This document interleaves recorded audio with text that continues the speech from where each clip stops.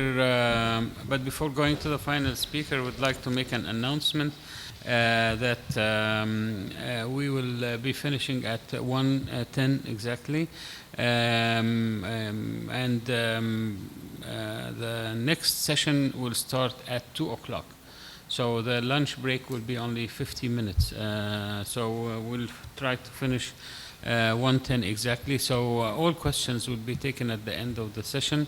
And we'll take 5 questions, and then you have the presenters after the session during the lunch break for the other questions that you would like to ask.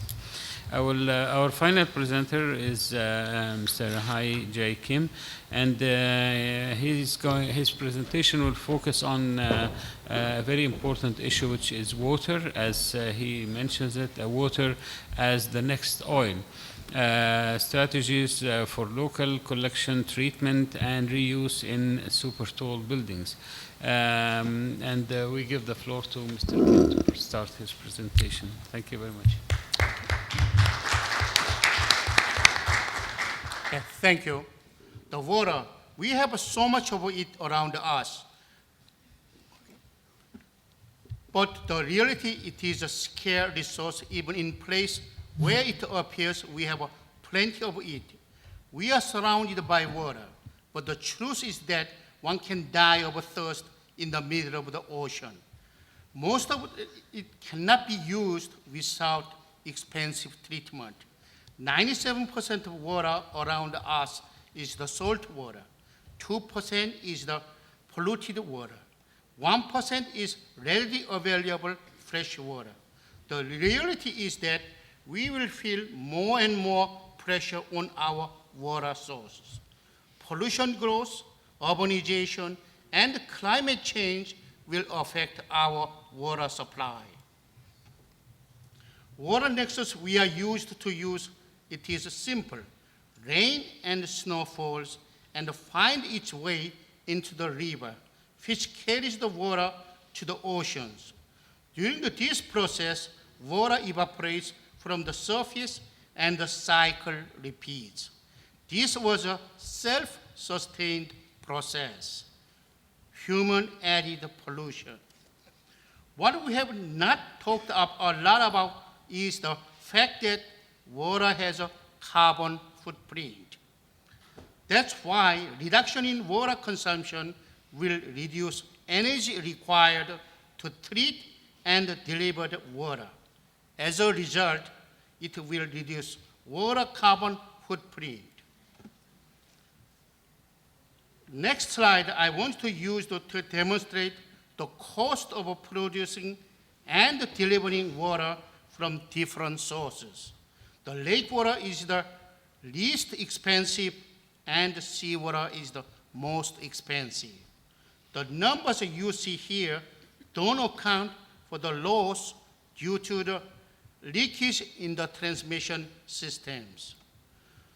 This slide illustrates the carbon distribution amongst various water uses. Reduction of use in all categories will save precious resource and reduce energy required to use it.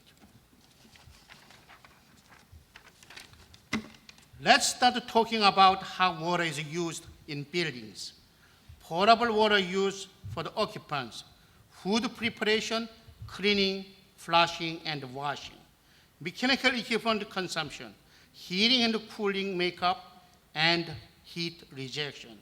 Mixed-use structure may include hotel with a laundry.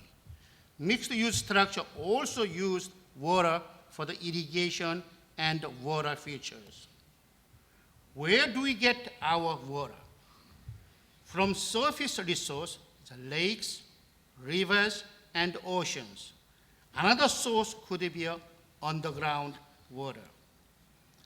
How can we minimize the water consumption? One aspect is a technical approach, such as water efficiency and water reuse.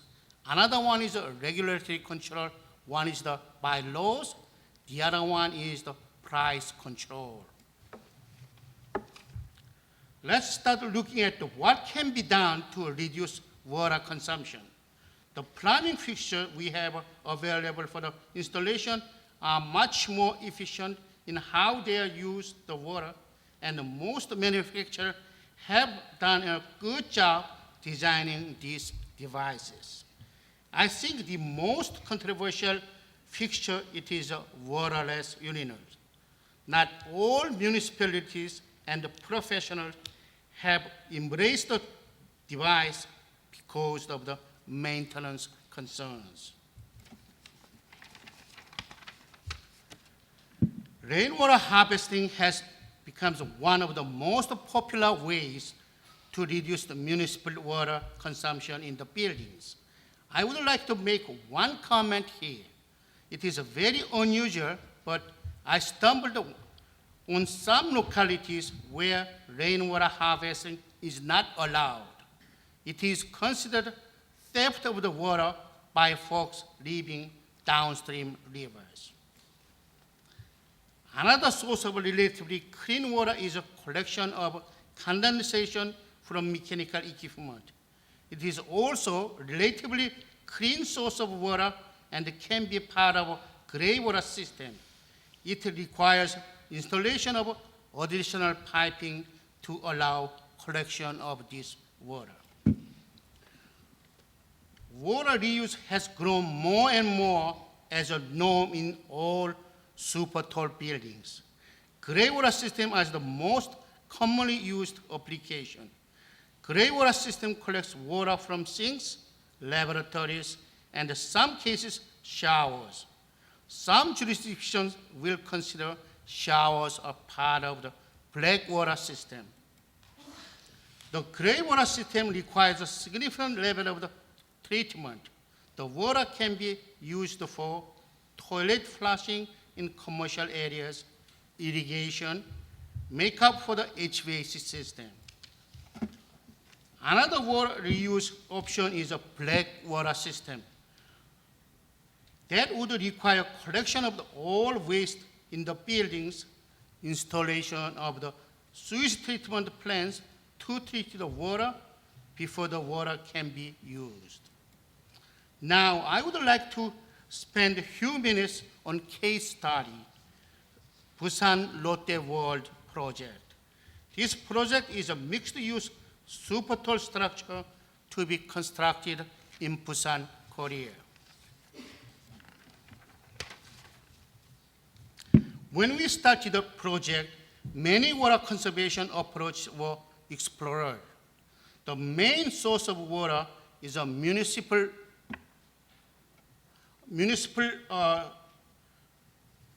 water supply. The project is also located next to the water body, which allowed us to explore this water source for the use in the building. Rainwater harvesting, gray water systems are just some of the alternatives we had considered. Here is the diagram we like to use in the beginning of the project to look at available source, reuse alternatives, and treatment needs. For discussion purpose, we have decided to use Olympic-size swimming pool to demonstrate water use and reduction due to the different techniques. Olympic pool contains about 2.5 million liters of water. We calculate really water needs of the building in two major categories. One is the building occupant consumption. The other one is the mechanical plant heat rejection. The total need would be about 90 Olympic-sized pools. Each liter pool graphically represents 10 2.5 million liters. The first category, the water consumption reduction, is water efficient fixtures. These fixtures are available for commercial use and residential use. Commercial flush valves, sink faucets, and shower heads. The use of water efficient fixtures can reduce water consumption for the water closet 80% and urinals 20%. If we use waterless urinals, this could be a 0%. Laboratories to under 20% and showers under 60%. Similarly, water-efficient fixtures are available for the residential application with a significant opportunity to reduce water consumption. This graph shows water consumption savings from use of residential water-efficient fixtures. As you can see, the savings are significant. The overall water consumption savings from the water-efficient fixtures can reach 16 swimming pools a year. Next, we would like to talk about the gray water system. We talked about the general concepts earlier. Water collected in the buildings is reused for the toilet flushing in office space, irrigation, and makeup for the general office equipment needs. By adding gray water system to the project, we are able to reduce building water use by another 4 swimming pools a year. Busan Lotte World project gave us another unique opportunity for use water reduction. Because of the project is so close to the large water body, therefore, we discussed with the client an opportunity to use seawater for the heat rejection. Conventional approach would be used potable water from municipal or gray water to provide makeup water to cooling towers. Most of the makeup water is due to the water evaporation. Here we have an opportunity to bring seawater with a minimal pre-treatment to heat exchangers and use the heat exchanger to remove heat from the mechanical systems. Clean water gets returned to the water body with a just little warmer. Use of seawater will significantly reduce water consumption in the building. We started with over 90 pools a year. Now we are down to about 22 and a quarter. This shows reduce the pressure otherwise put on the municipal infrastructure to support the need. We talked about a number of strategies to be employed in Supertall structure to reduce water consumption. Most of the strategies apply to all buildings. The exception is use of sea or river water for the heat rejection. The water body may not be available, and it is available. This restriction now may preclude use of water. We'll show this chart. For example, base building, we consider as 100%.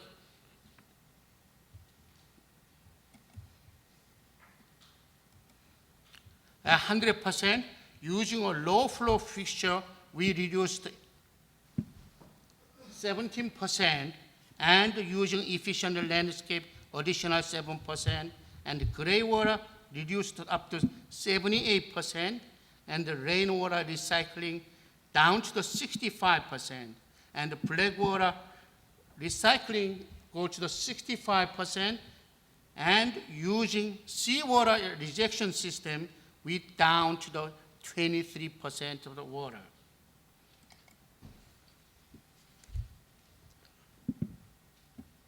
Water is a precious commodity. 40% of the world population has no access to clean drinking water. World Health Organization attributes 1.8 million deaths of children to tainted or poor quality of waters. Population of our planet will continue to grow with about 2.4 billion people added by year 2025. Demand for water will increase. If you remember one of my early slides, there is a lot of water available on the planet, but only 1% is suitable for the human use without significant investment into the treatment.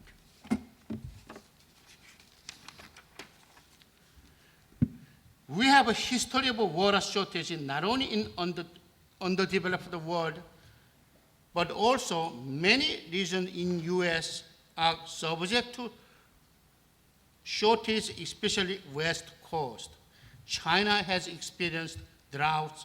Barcelona, Spain, almost run out of the water in year 2008.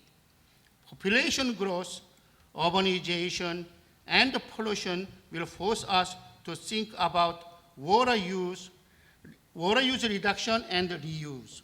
If you add these concerns, growing cost of water will add pressures and desire to reduce water consumption. We as a construction professionals have an opportunity to contribute to this process immensely. Thank you.